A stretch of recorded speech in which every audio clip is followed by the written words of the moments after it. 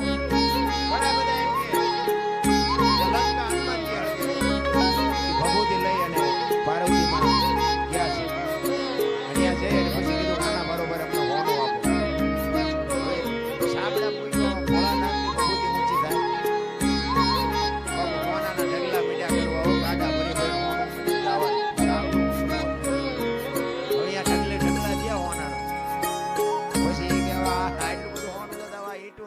શું માથાકૂટ કર્યું? હોનાનું જ બનાવાય ને એ હોનાનું મકાન બનાવ્યું. વાસ્તુ પૂજન કરવા માટે ધરતી ઉપર ન પડે રાખ ઉડી જાય. ઈ દીકરી હતી સીતાજી. તમે શું માનો છો? તાકાત નથી કે રાવણ એની સામે દર્શન કરે. અને રાવણે બાબુ સીતાજીને ઉપાડ્યા ને ત્યારે માં કઈ આ બધું તમે જોવો તો ખરા કેટલું બધું અંધારું હોય. તો આ કથા વંચાય છે ખોટું છે? એ કેમ કેવું ખોટું છે? હવે આમાં માણસના જીવનમાં જો ઉતરે નહીં આવવાનું તો આ કથામાં ફાયદો કોને? મંડપવાળાને, સાઉન્ડવાળાને, સાચીદાને, કલાકારને, રસોઈયો હોય ને, બાકી કોને ફાયદો? હવે તો આજે 5 લાખ રૂપિયા 10 લાખ રૂપિયા આમાં નાખવા તેના કરતા પાર નાખાય ઘરમાં લઈ દીધા હોય. ગામો ગામ કથાઓ વંચાય, ગામો ગામ. અમારે તો રોજ ફોન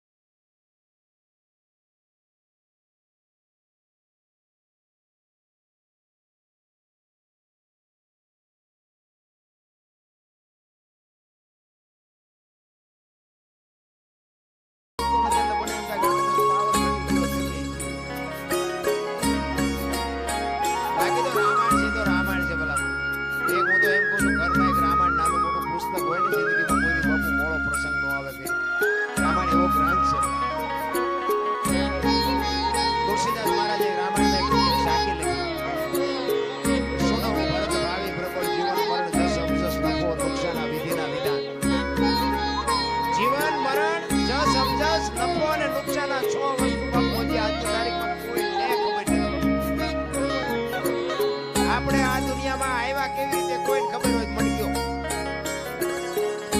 અને જવાનું છે કેવી રીતે ઈ કોઈને ખબર હોય. જીવન મરણ ની ખબર નથી. તો આની વાત કરો એમને આવ્યા છે એમને જ મળે ગપસો મળે એમને ખબર. 5 જણા હારું કે 5 જણા વારો ન હોય તો બીજા જ મળવાનું છે ગપજા મળવાનો ઈ કોઈને ખબર નથી.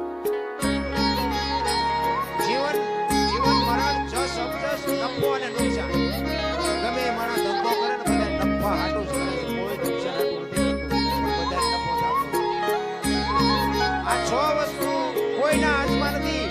આ વશિષ્ઠ મહારાજે ભરતને કીધેલી ક્યારે રામચંદ્ર પરમાત્મા વનમાં ગયા એટલે ઈ વખતે વશિષ્ઠ મહારાજ કહે છે ભરત સુનહુ ભરત ભાવિ પ્રબળ જીવન મરણ જસ નફો અને નુકસાન વિધાન છે. હું વશિષ્ઠ જેવો મહારાજ આજે મેં નક્કી કર્યું હતું કે સવારે રામને ગાદી ઉપર બેહાડવાના અને 12 કલાકની રાત જઈને આખું ચકડું ભરી ગયું. હું કઈ ન કરી આ વિધિના વિધાન અને આવડી આજ સાખી તુલસીદાસે રામાયણમાં લખી અને એમાં એનું વર્ણન કર્યું કે આમાં જીવન કોને મળ્યું, મરણ કોને મળ્યું, જહ કોને મળ્યું, અવસર કોને મળ્યો, નફો કોને થયો, નુકસાન કોને. રામાયણમાં નુકસાન કોને થયું અને નફો કોને થયો? તો નુકસાન બાપુ રામની માં કૌશલ્યાને થયું. જુવાન જો દીકરો અને વહુ બે વનમાં જતા હોય તો માં માથે કેટલી નુકસાન થયું કૌશલ્યાને નફો થયો સમરીને બાપુ રામ લઈ આવ્યો.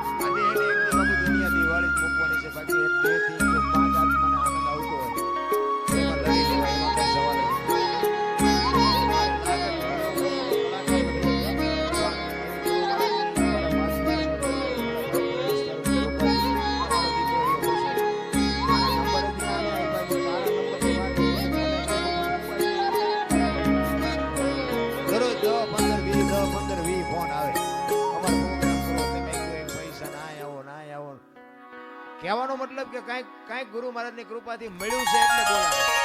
ઈ કે હું કાંઈ કોઈ નથી પણ કે શું વાત કે બાપુ મારા પેટમાં બાળક છે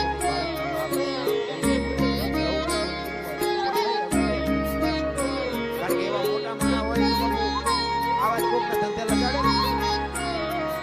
એટલે મુરદાસ બાપુ એમ કે છે કે તારા પેટમાં બાળક છે તો બાપનું નામ લે તો તને જીવવા દે કે બાપુ તો જીવવા દે. ભારતનો સંત બાપુ એમ કહેતો હોય કે કાલ તો ને તારું બાળક જો બચી જતા હોય તો અમરેલીની બજારમાં જઈને કહી દેજે કે મારા પેટમાં બાળક છે નો બાપ મુરદાસ છે કહી દેજે છે આ તૈયારી આપણી કે પણ બાપુ તમે એના બચડા બિચારા ઢળવળતા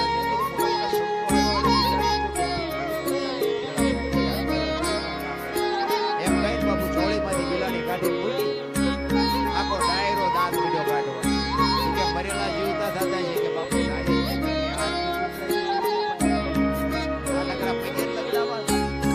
અને આ બાપુ ભજનમાં આપણે તો ઠીક હવે આપણે તો નાના છીએ ને આપણે તો ભૂલો હજાર આવતી હોય પણ બાપુ ખરા ખરીના ખેલ હોય ને ત્યાં ખબર પડે. સાધુ સંતોના મેળાવડા જયારે ભેગા થાય ને એમાં એક મેળ તો આગુ પાછું થાય ને ચીપી આવા આમ પડે. ઈ કે મરેલા જીવતા નો થાય ગુરદાસ અમરેલીએ તને જાકારો આપ્યો એટલે તારું સહગી ગયું બાપુ જરાય સહાય નથી મારું બરોબર છે કે ઈ બેઠી કરો બિલાડી જો તમારી બેઠી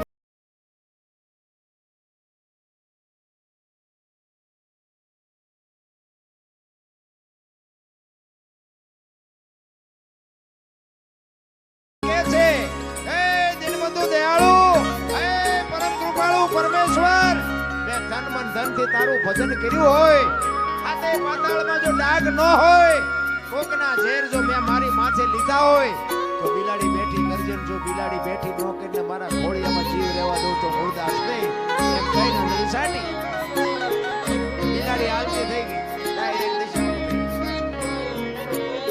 જામનગર દરબારીમાં જ બેઠા છે. એને એમ થયું મારે બધી કંઠી થોડી ભૂલ કરી.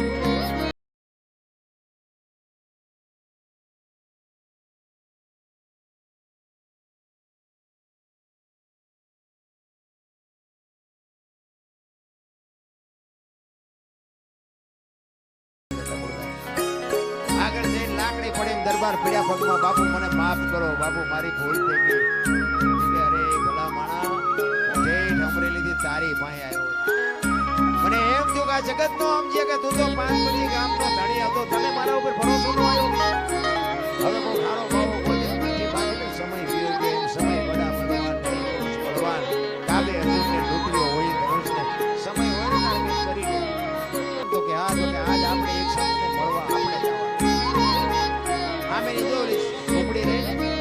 ઝોપડીમાં જાતો એક ભીલની બાઈ મારા નામના જાપ કરે છે. અને લક્ષ્મણ અહીંયા ગયો ને ભાઈ, આમ નેજવા કરતી કરતી બાપુ રોતી હતી. શેષ નાગનો અવતાર લક્ષ્મણ પરશુરામને પરસો વાળી દે, પણ સબરીની ભક્તિ જોઈ ધ્રુજી ગયો. સબરી બાપુ આમ નેજવા કરીને કે મારા ગુરુએ કીધું છે કે રામ આવશે, પણ હજી નો આવ્યો. નહીં આવે, નહીં આવે, એ નહીં આવે એમ કે આવે આવે ને આવે. અને હળવી હળવી બાપુ આમ બોલતી હતી કે મને તમને દેખાતું નથી, કાને સંભળાતું નથી. રામે કેવા કપડા પહેર્યા છે, રામ શું વાહન લઈને આવશે, આ તો મારા ગુરુને પૂછવાનું ભૂલી ગઈ. અને હળવી હળવી ગાતી હતી. શું ગાતી હતી?